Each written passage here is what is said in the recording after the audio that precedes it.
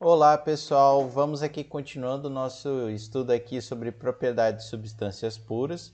Então, para quem não se recorda, na última aula nós vimos os três estados termodinâmicos, que é o que? O estado de líquido comprimido, o estado de vapor superaquecido e o estado de saturação, tá? Lembrando que o líquido comprimido nós só temos líquido, vapor superaquecido nós só temos vapor, e na saturação nós temos os dois juntos, né? Então tem uma mudança de estado, né? Nessa região da saturação. Depois nós vimos o diagrama T por V, tá? No qual, né? Deixa eu vir aqui, ó. Basicamente, né? Nós tínhamos o sino que delimitava essas diferentes fases, sendo que aqui essa linha é a linha de líquido saturado, delimitando o líquido comprimido da saturação, ou seja, do início de onde o líquido passa a evaporar. E aqui na direita nós temos a linha de vapor saturado, tá? Que é o limiar entre o vapor superaquecido e saturação, ou seja, dessa linha aqui para dentro do sino, o vapor ele começa a se condensar, tá? E aí nós vimos, né, que as linhas de pressão constante, elas tinham essa característica aqui, tá? De tal forma que todo ponto aqui dessa linha preta que eu fiz possui a mesma pressão, tá? Se eu fosse analisar uma pressão um pouco maior, eu faria o quê? Uma linha aqui um pouco para cima, tá? E faria uma análise disso aí, tá bom? Então, pessoal, esse é o diagrama temperatura por volume específico. Nós podemos ter também o diagrama pressão por volume específico, tá? Veja que o comportamento é basicamente parecido, tá? Como assim? Nós temos o sino, que ele vai dividir a região de líquido comprimido, né? Que é essa 1 aqui, da saturação, da região de vapor superaquecido, tá? Veja que agora no eixo Y nós temos a pressão e no eixo X nós temos o volume específico, tá?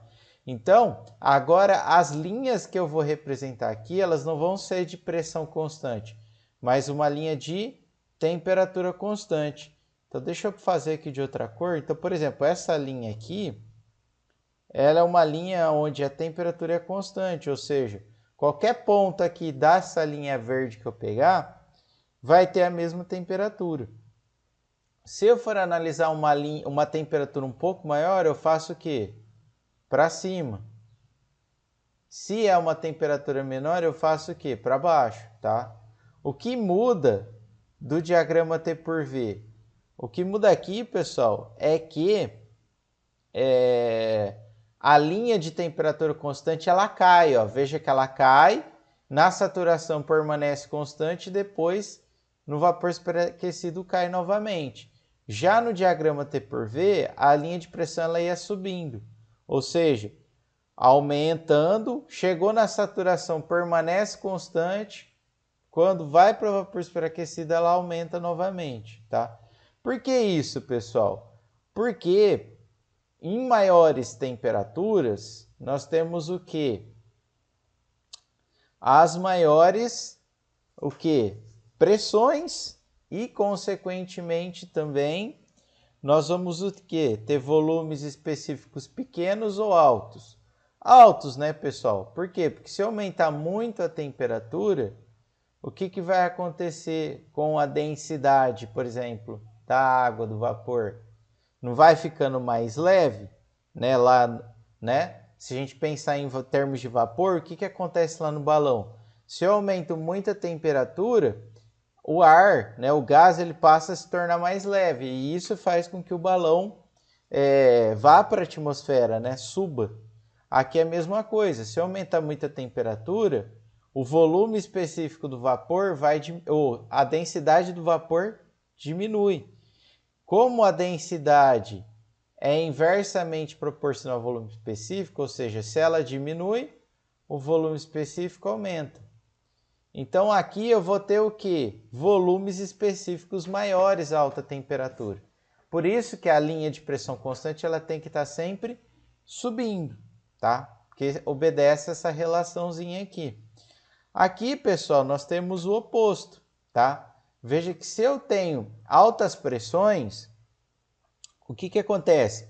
As moléculas elas ficam mais comprimidas, mais agrupadas. Isso faz com que o meu sistema ele se torne mais denso. Então, a altas pressões, a densidade ali da minha substância aumenta. Isso faz com que o volume específico diminua. E é o que está acontecendo aqui, ó. Para volume específico baixo, ó, que é aqui no início, ó, veja que é o X, ó, nessa região, eu vou ter o quê? Altas pressões, ou seja, altas densidades. A partir do aumento do volume específico, eu tenho uma tendência da diminuição da densidade da pressão. Tá bom? Então isso, pessoal, é para vocês não precisarem decorar que as linhas de temperatura constante caem no diagrama P por V e as linhas de pressão constante sobem. Tá bom? Beleza? Então, basicamente é isso do diagrama aqui. Depois a gente vai fazer um exercício para exercitar isso aqui melhor, tá? Bom, um fato interessante, tá, pessoal? Não sei se vocês notaram aqui. É que na saturação, a pressão e a temperatura, elas não variam, tá? Então, eu já tinha comentado isso com vocês. Por isso que nós temos uma constante aqui, tá?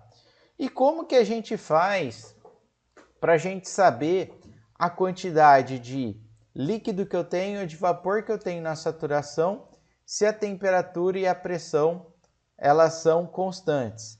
Para isso, pessoal, nós precisamos de uma terceira informação, que não pode ser nem a pressão e nem a temperatura, porque a pressão e a temperatura é óbvio, eu sei. Sempre que tiver a pressão ambiente, a temperatura é 100 graus Celsius. Desde lá, quando começa a evaporar a água, até evaporar tudo. Tá? Isso é óbvio. Mas qual que seria essa outra propriedade, pessoal? Essa propriedade, ela seria o título, tá bom? Que a gente nomeia por esse X aqui, tá? Em inglês, o pessoal dá o nome de quality, tá?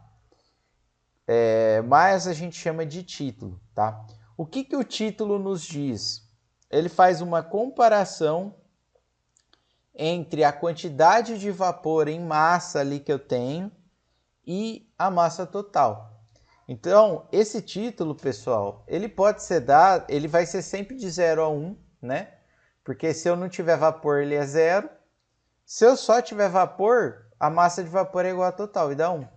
Então, ele pode ser dado de 0 a 1, ou como ele pode ser dado também em porcentagem. Ou seja, 0% significa que eu só tenho líquido. 100% significa que eu só tenho vapor, tá? E é muito comum nós utilizarmos a expressão de o estado ali é líquido saturado. Quando a gente fala isso, significa que o título vale quanto? Se só tem líquido saturado, o título é 0, tá? E se eu falar que o estado termodinâmico ele é vapor saturado, significa que o título é 1 ou 100%, tá bom? Então isso é algo que a gente pode falar aí já para frente, tá bom?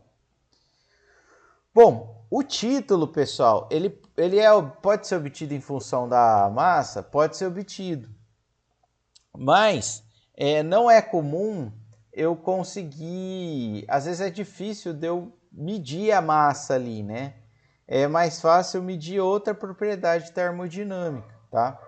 Então, o título ele pode ser obtido por qualquer propriedade termodinâmica intensiva, sem ser a pressão e a temperatura, porque a pressão e a temperatura nós já sabemos que é constante em todo o processo, então acaba não sendo útil para eu saber o título. Então, nesse caso, aqui a gente pode utilizar, por exemplo, o volume específico.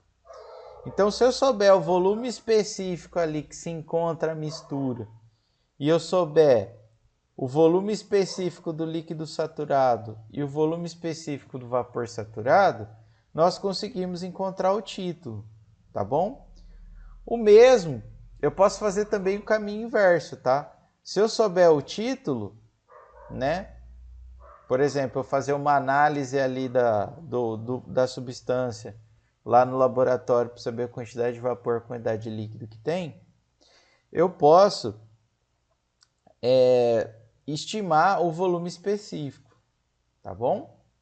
Então, ó, toda vez que tiver esse Lzinho embaixo, significa que eu estou pensando que ali só tem líquido saturado. Toda vez que eu tiver o Vzinho, significa que eu só tenho o vapor saturado. Pode vir, pessoal, no lugar do Vzinho, o G. O L normalmente é L mesmo, ou F, tá? Então, LF é referente ao líquido saturado e o G e o V são referentes ao volume vapor saturado, tá? Isso aqui, pessoal, são meios extremos, ou seja, daquela condição. Então, se o meu V, ó, só para a gente analisar, se meu V aqui, por exemplo, for igual ao do líquido saturado, ó, se o volume específico ali, naquele ponto, for igual ao do líquido saturado, para aquelas condições, ó, veja que aqui em cima dá zero, vai ficar VL menos VL.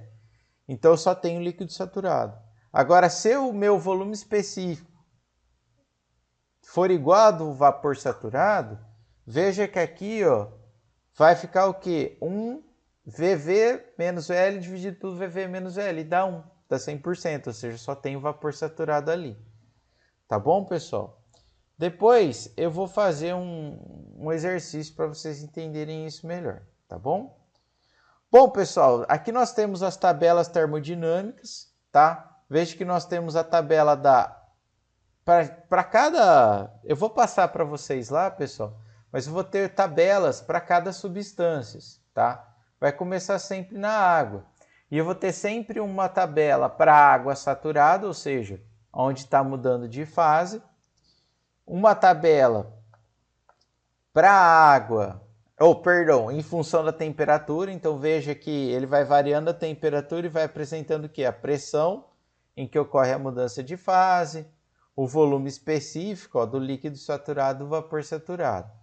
E eu também vou ter uma tabela em função da pressão, no qual é a pressão que é variada e a temperatura que é mostrada em seguida. Por quê? Porque em muitos casos é mais fácil medir temperatura, em outros é mais fácil medir a pressão. E aí fica mais fácil da gente identificar com clareza, tá? Ok? Bom, nós vamos ter depois da água líquida comprimida ou subresfriado e uma tabela também para o vapor da água superaquecido, tá? Com o passar aí dos exercícios, a gente vai ver isso com mais calma, tá, pessoal? Por enquanto, só quero que vocês entendam que eu tenho uma tabela para cada fluido, nesse caso a água, e dentro do fluido eu vou ter uma tabela para saturação, uma tabela para água líquida comprimida e uma tabela para o vapor d'água superaquecido, né? Então, se eu tiver lá, por exemplo, a amônia, eu vou ter a tabela da amônia saturada, vou ter a tabela da amônia líquido subresfriado e da amônia superaquecido. E assim vai, tá bom, pessoal? Então, eu espero que vocês tenham entendido. Agora a gente vai fazer alguns exercícios para praticar isso aqui, tá bom?